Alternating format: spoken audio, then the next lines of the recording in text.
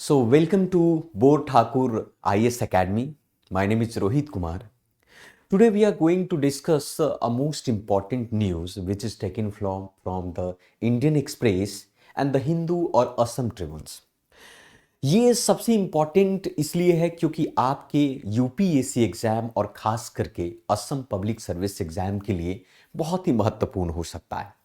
आज 7 फरवरी है, 7 फैब है 2023 और आज के जो सबसे प्रमुख न्यूज़ हैं जो आपके एग्जाम के लिए स्पेशली आपके असम पब्लिक सर्विस कमीशन और यूपीएससी एग्जाम के लिए it's a very very important है आपका। सबसे पहले आज के सबसे प्रमुख आर्टिकल की बात करते हैं जो द हिंदू से लिया गया है। ये आर्टिकल मनरेगा के बारे में है। जैसा कि आप सभी जानते हैं, मनरेगा 2005 में यूपीए सरकार के द्वारा लाया गया था। मनरेगा को माना जाता है कि एशिया का सबसे बड़ा एम्प्लॉयमेंट जनरेशन वाला प्रोग्राम और स्कीम के तौर पर माना जाता है।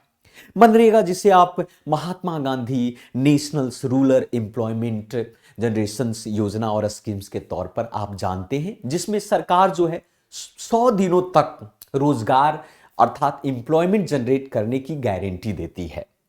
ये बहुत बड़ी प्रोग्राम है और इस प्रोग्राम के तहत अगर हम बात करें तो अब इसमें एक आर्टिकल क्यों इंपॉर्टेंट है इसलिए और इस आर्टिकल में क्या कहा जा रहा है इसकी बात हम यहां पर करते हैं।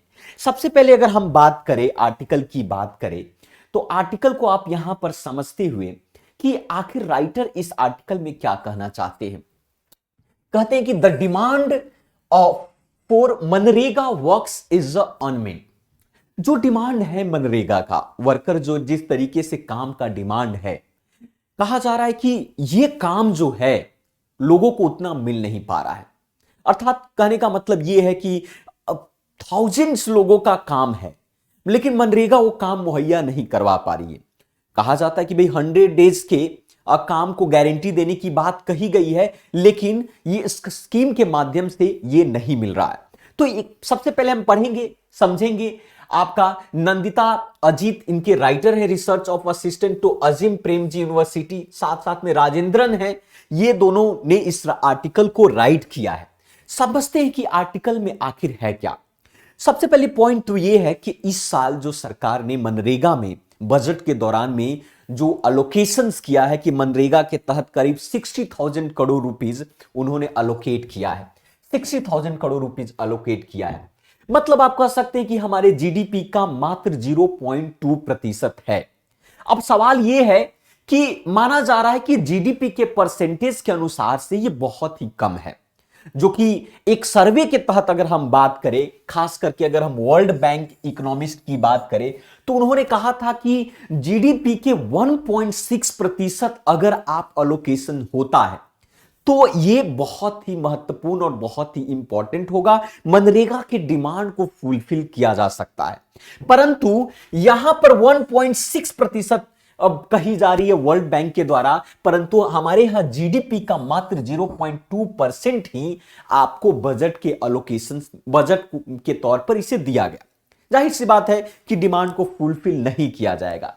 साथ साथ में यह भी कहा जा रहा है कि पिछले 2 वर्षों में अगर हम बात करें कि प्रीवियस ईयर के जो वेजेस हैं, जो सैलरी है, जो पेमेंट है, वो अभी भी पेंडिंग है। अर्थात मनरेगा के तहत जो वेजेस मिलता है वो वेजेस आपको नहीं दिए गए हैं, मतलब पेंडिंग में है।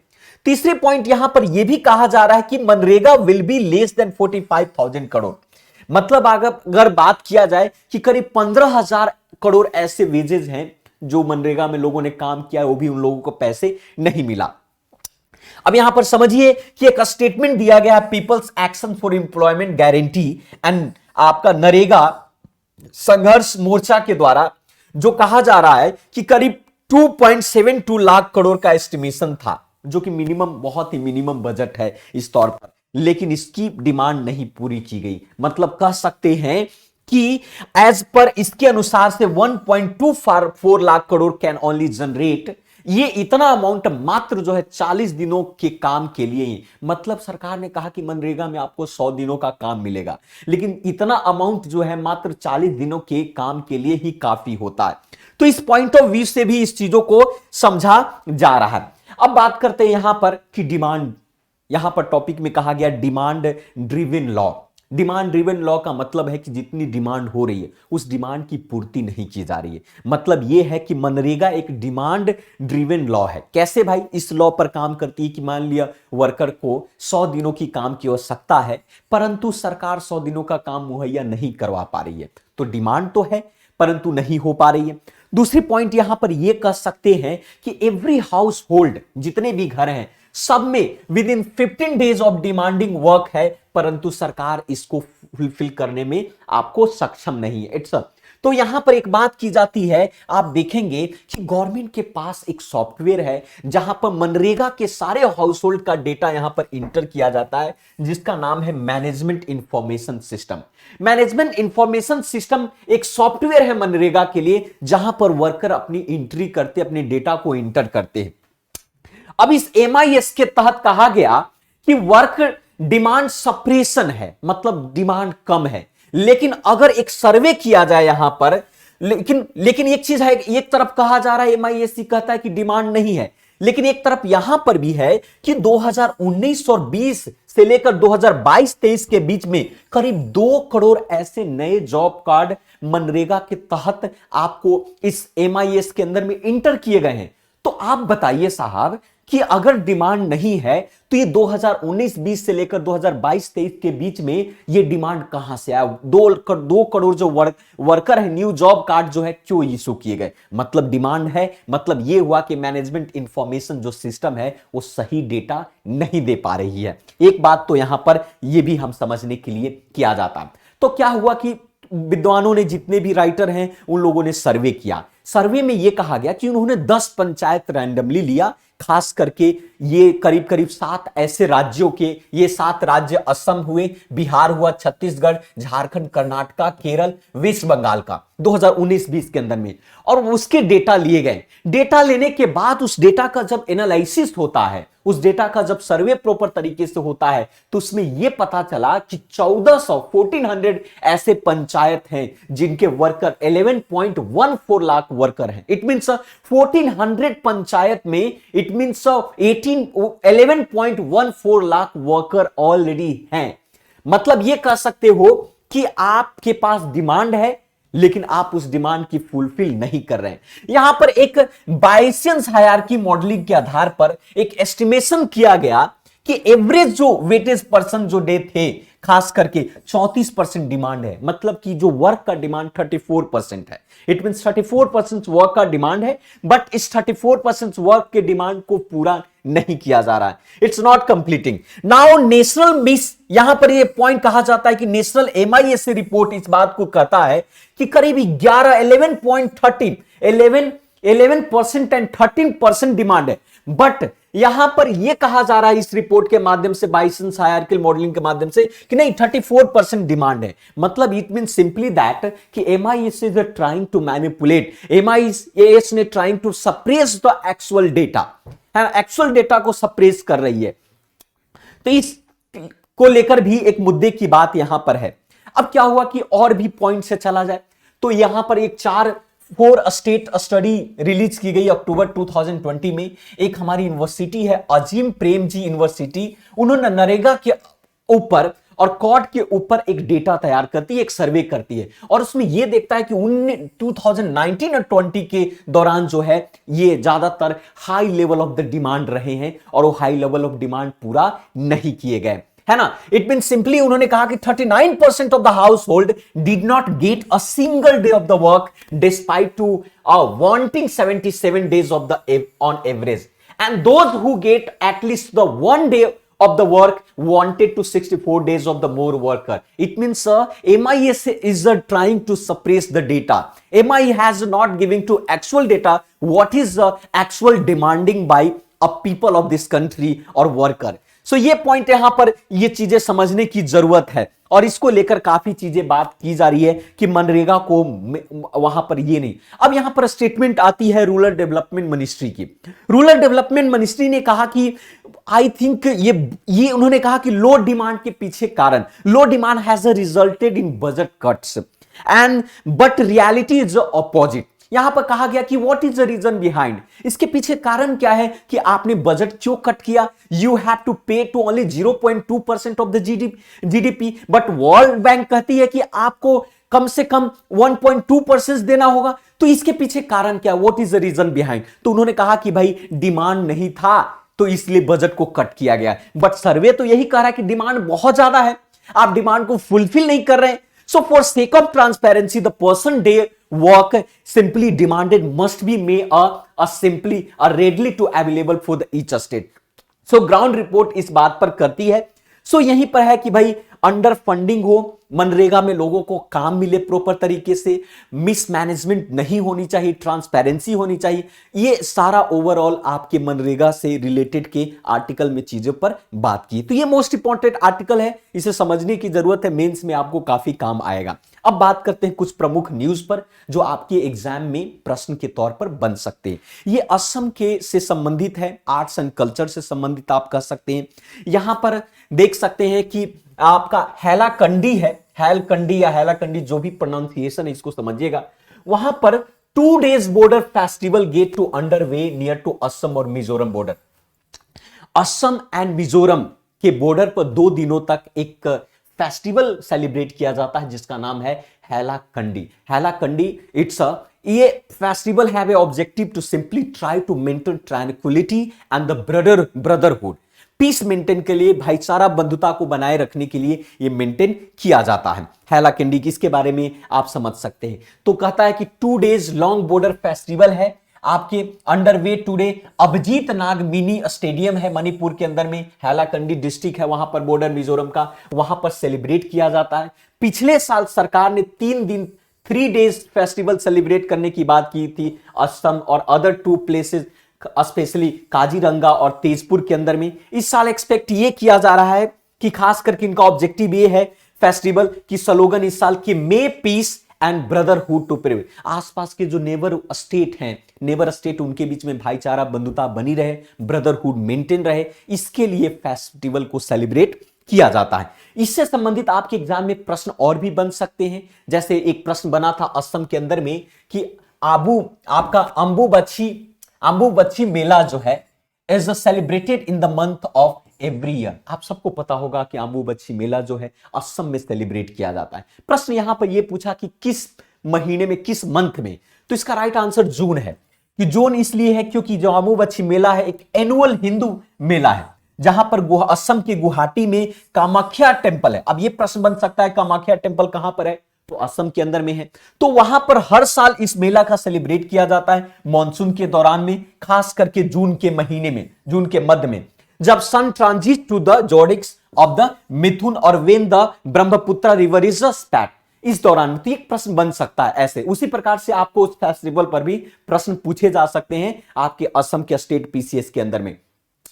नेक्स्ट एक मोस्ट इंपॉर्टेंट आपके प्रोग्राम है, आप समझिएगा, प्रधानमंत्री PBTG here particularly vulnerable tribal group development mission. Specially आप समझेंगे ये क्या है, पीबीटीजी क्या है। ट्राइबल्स हमारे यहाँ आपको पता होगा कि भाई ट्राइबल्स, बहुत ज्यादा ट्राइबल्स हमारे देश के अंदर में, तो कुछ ऐसे ट्राइबल्स हैं जो आज भी सोशल इकोनॉमिक जो लेवल से बहुत नीचे हैं, उनको काफी डिप्राइव किया गया, उनके अंदर अंडर डेवलप्ड है कंप्लीटली, एजुकेशन बहुत ही कम है। तो ऐसी स्थिति में एक मिशन लाया गया, मिशन बजट के दौरान में 2023 एंड 24 के अंदर में, कि we have to improve the socio economic conditions of the पीबीटीजी।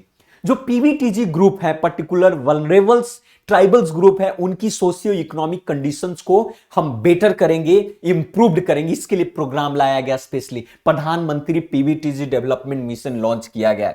ये फाइनेंशियल असिस्टेंस करते हैं आपका माइक्रो इरिगेशन के माध्यम से। 38,800 मोर टीचर्स की व्यवस्था की जाएगी एकलव्य मॉडल रेजिस्टेंस के द्वारा। फ्री फूड गेन हो गया ना, everything will provide there. Okay, so this will be PBTGs family. आप यहां पर देख सकते हैं हैबिटेट्स है, खास करके सेफ हाउसिंग मिलेगा, क्लीन ड्रिंकिंग वाटर होंगे, improve to access to education and health. मैं आपको बता दूं कि अभी तक हमारे भारत देश के अंदर में 75 ऐसे ट्राइबल्स ग्रुप हैं जिनको पीबीटीजी के अंदर में आपको लाया गया। सिविल सर्विसेज यूपीएससी एग्जाम ने कई बार इससे संबंधित प्रश्न पूछा है ना। तो करीब भारत देश के अंदर में 705 705 ऐसे स्केड्यूल्स ट्राइब हैं भारत के अंदर में, जिनमें से 75 को आपको आइडेंटिफाई किया गया है पीबीटीजी के तौर पर, जिनमें करीब करीब 17 ऐसे राज्य और यूनियन टेरिटरी एक है जहां पर पाया जाए। और सबसे ज्यादा पीबीटी जो है उड़ीसा के अंदर में पाया जाता है, उड़ीसा राज्य के अंदर में पाए जाते हैं। इससे प्रश्न पूछा गया था आपका, खास करके सिविल सर्विसेज ने पूछा था कि भाई consider the following statement about the particular vulnerable tribal group in India. So पहला स्टेटमेंट है PBTG residing to 18 state and 1 union territory, जैसा कि अभी हम लोगों ने देखा।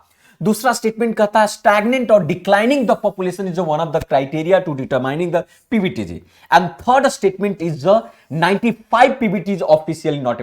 तो यहां पर 95 नहीं, क्या होगा 75 होगा। अभी जो कि हम लोगों ने, अगर थर्ड स्टेटमेंट अगर यहां पर देखेंगे कि गलत है, रॉन्ग है, तो थर्ड स्टेटमेंट के बेस के आधार पर आप इसे एलिमिनेट कर सकते हैं और इसका राइट आंसर आप सी कर सकते हैं। तो कभी कभी एलिमिनेशन प्रोसेस के माध्यम से भी आप आंसर को सही कर सकते हैं। नेक्स्ट है आपका पीएम कुसुम। पीएम कुसुम रिसेंटली में पीएम कुसुम को लेकर एक डेडलाइन, प्रधानमंत्री किसान ऊर्जा सुरक्षा एवं उत्तम महाभियान टू इंस्टॉल द 3000 मेगावाट का सोलर पावर कैपेसिटी जो है रूरल इंडिया में आपको डेवलप किए जाएंगे 2022 में। अब इसको आगे बढ़ाकर 2026 तक कर दिया गया है। प्रधानमंत्री कृषि आपका ऊर्जा संरक्षण एवं उत्तम महाभियान के बारे में, तो ये इससे संबंधित भी प्रश्न आपके पूछ सकते हैं कि पीएम कुसुम क्या है। तो पीएम कुसुम 2019 में लॉन्च किया गया था, है ना। And the scheme is a income generation of the farmer. Farmer की इनकम बेहतर कैसे हो और कैसे इंक्रीज किया जाए, इसके लिए क्या होता है कि इन फर्टाइल लैंड जहां पर भी है वहां पर सोलर पावर प्लांट को इस्टेब्लिश किया जाता है, सेटअप किया जाता है। और वहां पर जो मेन मकसद है कि to help to farmers access to reliable day time solar power for irrigation, reduce power subsidies and decarbonisation of agriculture. इसके लिए तो सरकार इसके लिए सब्सिडी देती है। कंपोनेंट ये में है कि 10,000 मेगावाट सोलर कैपेसिटी आपको इंस्टॉलेशन के थ्रू आपको किए जाएंगे, है ना। और खास करके नोडल जो एजेंसी इसके लिए है ministry of new renewables energy and MNREGA. और जो एक्सेस जो पावर एनर्जी होगा वो सरकार आपसे खरीद भी लेगी। तो ये मुख्य रूप से प्रश्न पूछ सकता है आपके पीएम कुसुम के बारे में। ऐसे ही रिलेटेड आपको एक 2016 में सिविल सर्विसेज ने भी प्रश्न पूछा था, International Solar Alliance launch at the United Nations Climate Change Conference 2015, है ना। और एक स्टेटमेंट दूसरा है आपका alliance included to all the member of the countries to United Nation. ऐसा नहीं है, ऑल मेंबर के लिए जो पार्टिसिपेट होता है उनके लिए, तो ए इज अ राइट आंसर इसके लिए। तो ऐसे प्रश्न आपके असम पीसीएस में भी पूछे जा सकते हैं।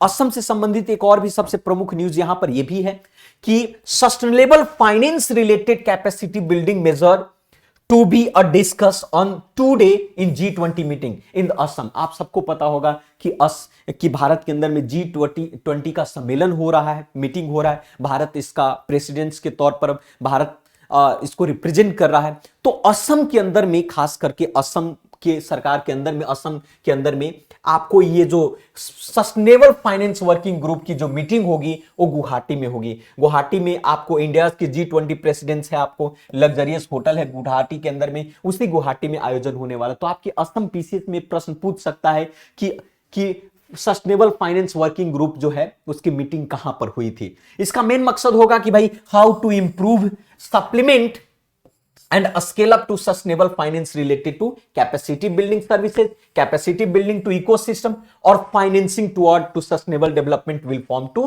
two other। बहुत सारे लोग आएंगे, 95 ऐसे फॉरेन ऑफिशियल्स आएंगे, 100 डेलीगेट्स आएंगे और सब मिलकर वहां पर उस मीटिंग में ये चर्चा होगी G20 से संबंधित। तो ये आपके जो प्रमुखता रूप से आप कह सकते हैं, ये आपके सबसे इंपॉर्टेंट आप देख सकते हैं कि आपके एग्जाम के लिए महत्वपूर्ण था, जो कि हम लोगों ने यहां पर देखा। असम पीसीएस में इस तरीके के प्रश्न आपको काफी पूछे जाएंगे। सो आज के लिए इतना ही। So thank you very much. मिलते हैं फिर से टुमारो डेली करंट अफेयर के सेशन में।